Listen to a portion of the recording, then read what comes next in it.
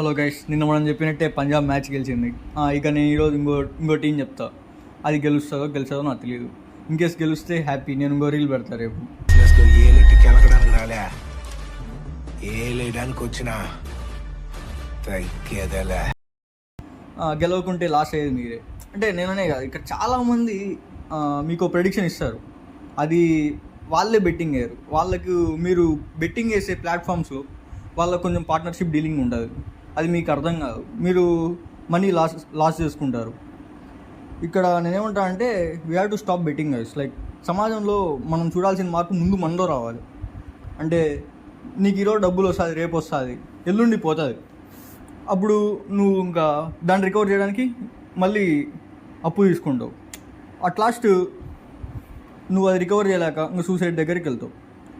అంటే మనం ఐపీఎల్ని జస్ట్ ఎంటర్టైన్మెంట్లా తీసుకోవాలి. అంటే there are so many legit ways to earn money. మీరు ఇప్పుడు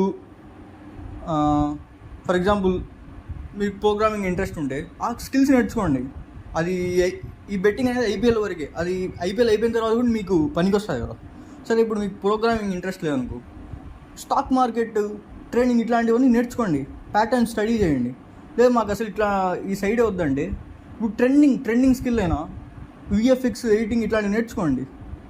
అంతే తప్ప ఇట్లాంటి బెట్టింగ్ ఇట్లాంటి జోలి పోవద్దండి.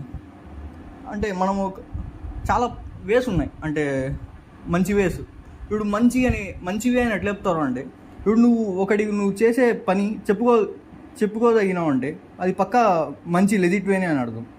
ఇప్పుడు నేను మారను, నేను ఇట్లనే ఉంటా అంటే నేను ఎలానే ఉంటాను, నేను నాలాగా ఉంటాను. ఇంకా ఎల్ఎస్సి గెలుస్తా ఈరోజు.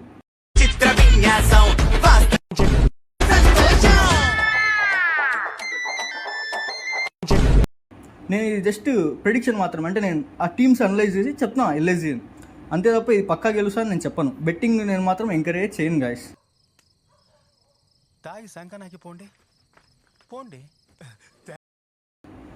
ఇంకా మీ ఇష్టం. Subscribe and follow. ఇంకా మీకు ఏమన్నా ఐడియాస్ ఉన్నాయి అంటే కామెంట్ చేయండి. అంటే ఇట్లా లెజిట్ వేస్లో మనీ ఎర్న్ చేయడానికి. అంతే తప్ప స్టాప్ బెట్టింగ్ గైస్, స్టాప్.